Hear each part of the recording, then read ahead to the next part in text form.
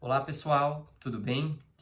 Essa semana eu recebi de algumas pacientes uma reportagem sobre um novo medicamento não hormonal para tratamento de ondas de calor, né? As pacientes ficaram curiosas sobre esse novo tipo de tratamento.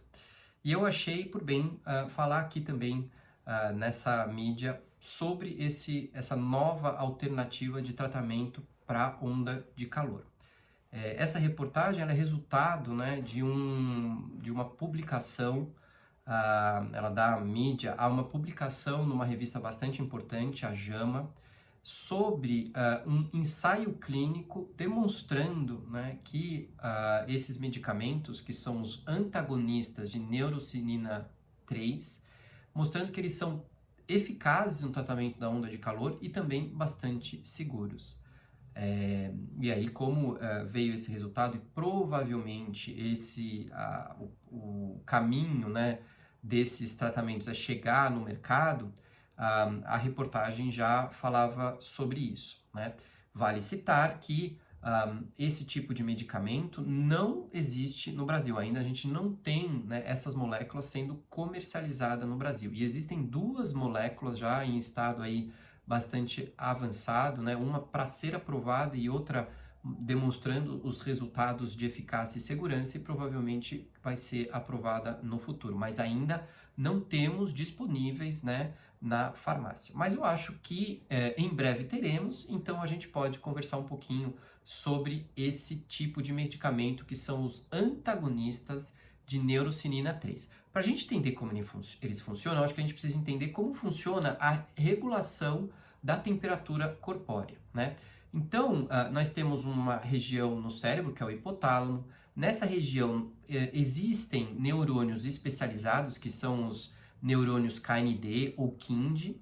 Esses neurônios, eles têm prolongamentos que atuam no centro termorregulador, né? E esse centro termorregulador tem a capacidade de fazer a regulação da temperatura corpórea.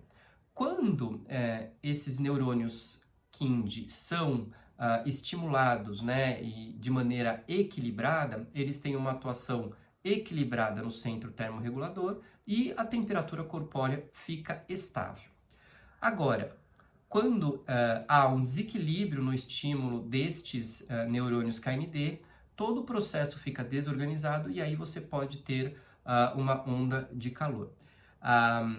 Os neurônios KND, eles são aí, sofrem atuação de dois mecanismos principais. Um, né, da neurocininina 3, né? Então, a neurocininina 3, ela tem uma atuação de estimular esses neurônios KND.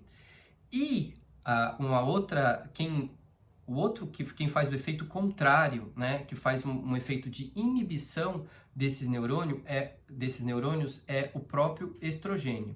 Então, habitualmente, o que acontece? Você tem a neurocininina 3 atuando para estimular e você tem o estrogênio atuando para inibir. E eles agem de maneira bem equilibrada e aí atuam nesse neurônio e esse neurônio fornece informação para o centro termorregulador para deixar a regulação da temperatura corpórea adequada. Quando a mulher entra na menopausa e ela começa a ter diminuição de estrogênio, ela começa a ter diminuição desse processo de inibição desses neurônios KND. E aí acaba tendo um estímulo contínuo da neurocininina 3, né? E esse estímulo contínuo faz com que você tenha um hiperestímulo, né? Uma hipertrofia desses neurônios, principalmente no centro termorregulatório, e aí faz com que as mulheres começam a ter manifestação de onda de calor. Existe um desequilíbrio no centro termorregulador, né? E aí, né, a gente já sabe, para tratamento de onda de calor, além de você fazer o estrogênio, então a gente dando o estrogênio, a gente força a inibição e aí alcança um equilíbrio de novo e aí a mulher deixa de ter onda de calor, ou eventualmente, como segunda linha de tratamento, inclusive, nós temos o uso de antidepressivos, que aí vão justamente atuar inibindo esses neurônios e eventualmente trazendo benefício na diminuição da onda de calor.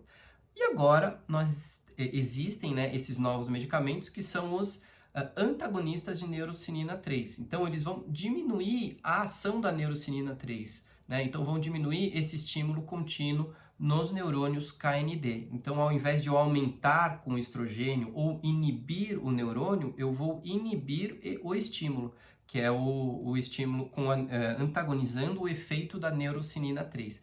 Então, esses novos medicamentos, eles têm justamente esse mecanismo de ação. Eles inibem, né, a atuação, são antagonistas da atuação da neurocianina 3. E aí, com isso, deixa de ter aquele estímulo contínuo, né, potencializando o estímulo para ter o aumento de onda de calor ou para ter um desequilíbrio no centro termorregulador, levando a onda de calor.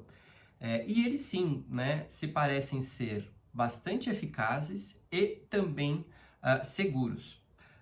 Alguns estudos já trazem que, além da questão da onda de calor, eles podem também ter benefício no sono, né, já que o sono também é impactado, né, é também atuação em sistema nervoso central, e também, de maneira geral, no bem-estar das mulheres. Lógico, diminuindo, né, o desconforto da onda de calor, trazendo uma melhoria do sono, essas mulheres também podem ter um benefício no bem-estar. Então, esses medicamentos têm esse potencial.